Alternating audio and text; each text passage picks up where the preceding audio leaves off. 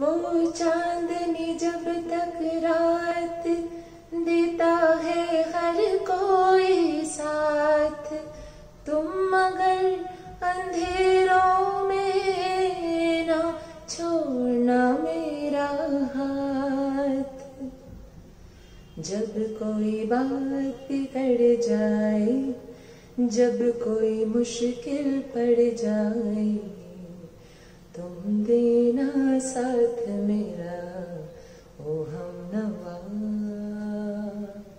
न कोई है न कोई था जिंदगी में तुम्हारे सिवा, तुम देना साथ मेरा ओ हमनवा। Today is the time that we are learning the skills to survive, revive and thrive, isn't it? Times have been hard and everybody is reeling under this pressure. The entire business of COVID-19 has pretty much afflicted everyone across hemispheres. The times are definitely hard. But I think if you look at it from the other point of view, hard times are the times of adversity, and adversity brings about creativity. This is the time to brainstorm, to come together as a team, whether it's at work or at home, wherever, to come together and brainstorm, to have a whole set of thought showers that are just, coming up as new ways to increase productivity, to increase your businesses, to come up with new innovative ideas.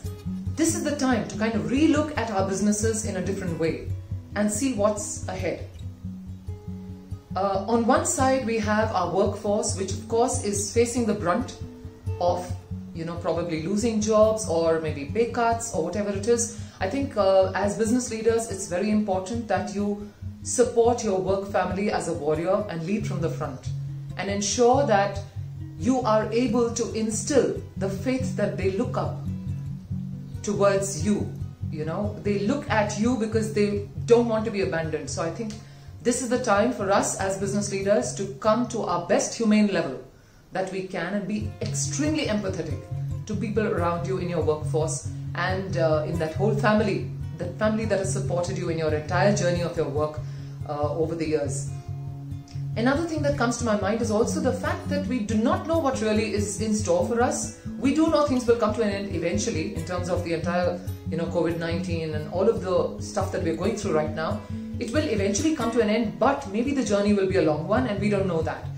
So if that be the case, then I think rather than looking at, big macro steps, I think the time has come when we can also look at micro steps day by day, literally, and try and maybe have a mix of sorts of, how you can manage your micro with your macro steps and engage in your business strategies in that manner.